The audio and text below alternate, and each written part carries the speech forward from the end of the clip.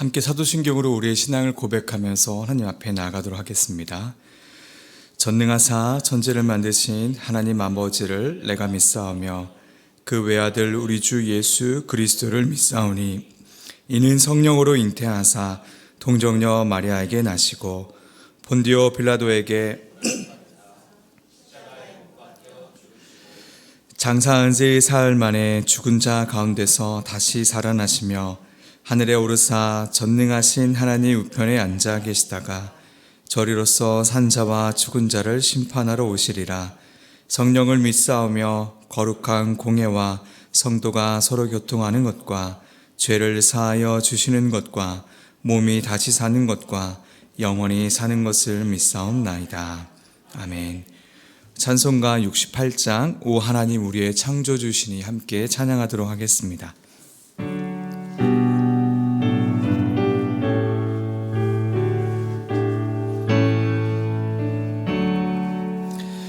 오 하나님 우리의 창조주시니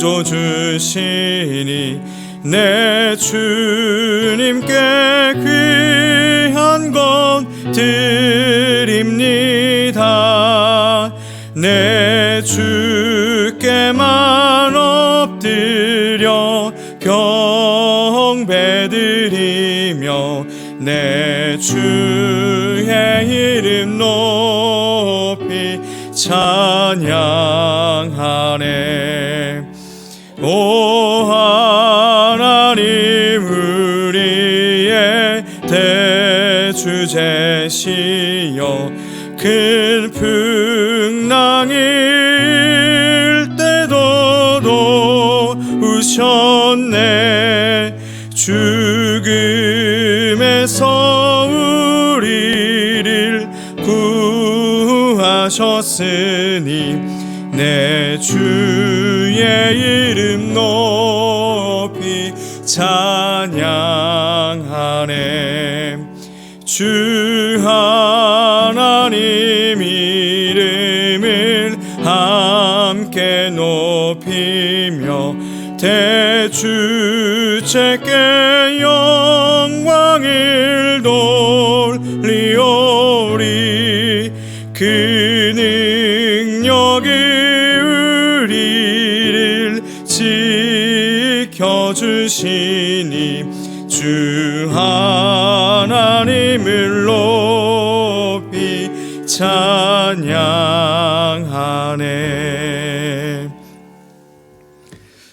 오늘 함께 살펴볼 말씀은 사무엘하 7장 1절에서 17절까지 말씀입니다.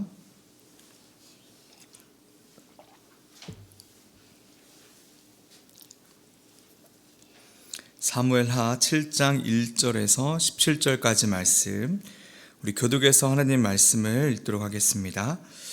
여호와께서 주위의 모든 원수를 무찌르사 왕으로 궁에 평안히 살게 하신 때에 왕이 선지자 나단에게 이르되 볼지어다 나는 백향목 궁에 살거늘 하나님의 궤는 휘장 가운데 있도다. 나단이 왕께 아뢰되 여호와께서 왕과 함께 계시니 마음에 있는 모든 것을 행하소서 하니라. 그 밤에 여호와의 말씀이 나단에게 임하여 이르시되 가서 내 종 다윗에게 말하기를 여호와께서 이와 같이 말씀하시되 네가 나를 위하여 내가 살 집을 건축하겠느냐. 내가 이스라엘 자손을 애굽에서 인도하여 내던 날부터 오늘까지 집에 살지 아니하고 장막과 성막 안에서 다녔나니 이스라엘 자손과 더불어 다니는 모든 곳에서 내가 내 백성 이스라엘을 먹이라고 명령한 이스라엘 어느 지파들 가운데 하나에게 내가 말하기를 너희가 어찌하여 나를 위하여 백향목 집을 건축하지 아니하였느냐고 말하였느냐. 그러므로 이제 내 종 다윗에게 이와 같이 말하라. 만군의 여호와께서 이와 같이 말씀하시기를 내가 너를 목장 곧 양을 따르는 데에서 데려다가 내 백성 이스라엘의 주권자로 삼고 네가 가는 모든 곳에서 내가 너와 함께 있어 내 모든 원수를 내 앞에서 멸하였은즉 땅에서 위대한 자들의 이름같이 내 이름을 위대하게 만들어 주리라. 내가 또 내 백성 이스라엘을 위하여 한 곳을 정하여 그를 심고 그를 거주하게 하고 다시 옮기지 못하게 하며 악한 종류로 전과 같이 그들을 해하지 못하게 하여 전에 내가 사사에게 명령하여 내 백성 이스라엘을 다스리던 때와 같이 아니하게 하고 너를 모든 원수에게서 벗어나 편히 쉬게 하리라. 여호와가 또 내게 이르노니 여호와가 너를 위하여 집을 짓고 내 수완이 차서 내 조상들과 함께 누울 때에 내가 내 몸에서 내 씨를 내 뒤에 세워 그의 나라를 견고하게 하리라. 그는 내 이름을 위하여 집을 건축할 것이요 나는 그의 나라 왕위를 영원히 견고하게 하리라. 나는 그에게 아버지가 되고 그가 만일 내 범하면 내가 사람의 매와 인생의 채찍으로 징계하려니와 내가 내 앞에서 물러나게 한 사울에게서 내 은총을 빼앗은 것처럼 그에게서 빼앗지는 아니하리라. 내 집과 내 나라가 내 앞에서 영원히 보존되고 내 왕위가 영원히 견고하리라 하셨다 하라. 함께 읽습니다.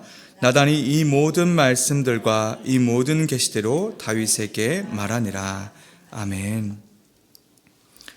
다윗은 하나님을 바라보고 주목한 인생이었습니다. 그리고 온 세상의 통치자이시며 주권자이시며 사랑 그 자체이신 하나님을 향유했던 자였죠. 옷이 벗겨질 정도로 하나님 앞에서 기쁨으로 찬양하며 감사를 돌릴 정도로 마음껏 하나님을 향유한 사람이었습니다. 그런 다윗은 하나님을 위한 성전을 짓고 싶어졌습니다. 자신은 백항록으로 지어진 궁에 사는데 하나님의 궤가 휘장 가운데 있다는 것이 마음에 걸렸던 것이죠. 그러나 하나님께서는 다윗이 성전을 짓는 것을 거절하셨습니다. 그리고 하나님은 다윗과 언약을 맺으십니다. 사실 오늘 본문은 너무나도 중요한 다윗 언약을 기록한 본문입니다. 하나하나 뜯어서 그 안에 숨겨진 그 소중한 진리의 조각을 캐내야 하는 매우 중요한 본문이죠. 오늘은 하나님께서 성전 건축을 거절하신 이유와 왜 이 말씀들이 언약이 되는지, 그리고 그 언약의 특징이 무엇인지를 좀 간략하게 한번 살펴보도록 하겠습니다. 다윗은 양치기 소년이었던 자신을 한 나라의 왕으로 세워주시고 사울로부터 수많은 위협 속에서 지켜주신 하나님을 기억하고 찬양하는 자였습니다. 그런 다윗은 하나님의 은혜를 생각하며 성전을 건축하려고 마음을 먹었죠. 사도행전 7장 46절 말씀입니다. 다윗이 하나님 앞에서 은혜를 받아 야곱의 집을 위하여 하나님의 처소를 준비하게 하여 달라고 하더니, 다윗은 왕으로서 자신의 지혜와 능력을 뽐내려고 과시하려고 성전을 건축하려고 했던 것이 아니었습니다. 온전히 주님이 주신 은혜 때문에 성전을 건축하려고 했던 것이죠. 그러나 하나님은 나단 선지자를 통해서 이렇게 말씀하시며 거절하셨습니다. 오늘 본문 7장 5절 말씀, 가서 내 종 다윗에게 말하기를 여호와께서 이와 같이 말씀하시되 네가 나를 위하여 내가 살 집을 건축하겠느냐. 이 말씀에서 강조되는 부분은 너와 나의 대조입니다. 하나님과 인간 다윗을 대조해서 말씀하시는 것이죠. 다시 말하면 인간인 너 다윗이 온 세상을 지은 나를 위하여 집을 지을 수 있다고 생각하느냐라고 물으신 것입니다. 그리고 하나님께서는 출애굽 이후 지금 다윗의 시대까지 단 한 번도 나를 위해 집을 지으라고 말한 적이 없다는 점을 알려주시면서 거절하셨습니다. 왜 하나님께서는 다윗의 이 믿음의 반응을 거절하신 것일까요? 우선 다윗은 하나님을 자신도 모르게 인간적으로 생각하고 있었습니다. 다윗은 인간인 자신의 지위와 신분에 걸맞은 집이 필요하듯 하나님도 그럴 것이라고 생각했던 것이죠. 그래서 인간적으로 하나님께 무언가를 해드린다는 생각에 성전을 짓고자 한 것입니다. 그러나 하나님께서는 성전이 필요하신 분이 아니시죠. 이사야 66장 1절 말씀입니다. 여호와께서 이와 같이 말씀하시되 하늘은 나의 보좌여 땅은 나의 발판이니 너희가 나를 위하여 무슨 집을 지으랴. 내가 안식할 처소가 어디랴. 또 성전은 안식과 연결이 됩니다. 역대상 22장 8절의 말씀을 보면 여호와의 말씀이 내게 임하여 이르시되 너는 피를 심히 많이 흘렸고 크게 전쟁하였느니라. 네가 내 앞에서 땅에 피를 많이 흘렸은즉 내 이름을 위하여 성전을 건축하지 못하리라. 다윗은 아직 해야 할 전쟁들이 남아 있었던 것이죠. 오늘 본문 11절에 원수에게서 벗어나 편히 쉬게 하리라 라는 말씀은 아직 완료가 되지 않은 그러한 의미를 나타내는 그런 동사가 사용되었습니다. 다윗의 임무는 성전을 건축하는 것이 아니라 이방 적들을 정복하여 이스라엘 땅에 안식을 가져오는 일이었던 것이죠. 이러한 이유가 더해져서 하나님께서는 다윗이 성전을 건축하는 것을 거절하셨습니다. 이것은 솔로몬의 증언을 통해서도 확실하게 확인할 수가 있는데요. 열왕기상 5장 3절의 말씀입니다. 당신도 알거니와 내 아버지 다윗이 사방의 전쟁으로 말미암아 그의 하나님 여호와의 이름을 위하여 성전을 건축하지 못하고 여호와께서 그의 원수들을 그의 발바닥 밑에 두시기를 기다렸나이다. 하나님께서는 이렇게 성전을 건축하는 것을 거절하셨습니다. 그러나 하나님을 향한 다윗의 마음을 하나님은 너무나도 잘 알고 계셨습니다. 그런 그에게 언약을 맺으심으로 확신을 주시며 복을 허락해 주셨습니다. 먼저 이 언약은 하나님의 전적인 주도하심 가운데 맺어졌다는 것입니다. 오늘 본문을 보면 7장 5절에서 17절까지 하나님께서는 나라는 1인칭을 무려 35번을 사용하시면서 말씀하십니다. 이 언약의 주도권, 그 주권이 하나님께 있음을 분명하게 나타내 주시는 것이죠. 하나님으로부터 시작된 언약이며 그렇기 때문에 변하지 않는 언약이고 하나님의 성품인 언약이 담겨 있는 그런 언약이라는 것이죠. 양치기 소년을 이스라엘의 주권자로 삼으신 하나님께서 다윗이 걸어가는 모든 길에서 함께 하심으로 원수를 멸하시고 다윗의 집과 이스라엘의 안식을 주시고 다윗의 집과 이스라엘을 영원히 보존해 주실 것을 약속해 주셨습니다. 이 언약의 내용을 간략하게 살펴보면 7장 9절에 내 이름을 위대하게 만들어 주리라 라고 말씀해 주십니다. 또 10절에 내 백성 이스라엘을 위하여 한 곳을 정하여 주시겠다는 땅에 대한 약속을 해 주십니다. 또 11절에는 앞으로 여호와의 전쟁에서 승리함으로 모든 원수에게서 벗어나 안식을 주시겠다고 약속해 주십니다. 12절에는 내 몸에서 내 씨를 내 뒤에 세워 그의 나라를 견고하게 하리라 말씀하시면서 자손에 대한 약속도 해 주십니다. 여러분, 이 약속들을 쭉 자세하게 보면은 우리가 너무나도 잘 알고 있는 한 언약이 떠오르게 되죠. 바로 아브라함의 언약과 동일하다는 것을 우리가 확인할 수 있습니다. 창세기 12장과 15장의 말씀들을 보면 하나님께서는 아브라함에게 큰 민족을 이루고 복을 주시고 이름을 창대하게 해주며 땅과 자손에 대한 약속을 동일하게 해주셨습니다.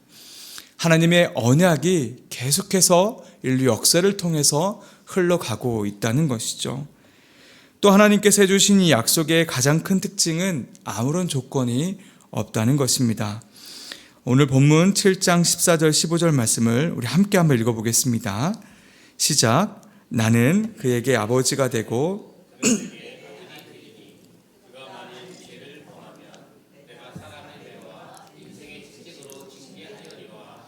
내가 내 앞에서 물러나게 한 사울에게서 내 은총을 빼앗은 것처럼 그에게서 빼앗지는 아니하리라.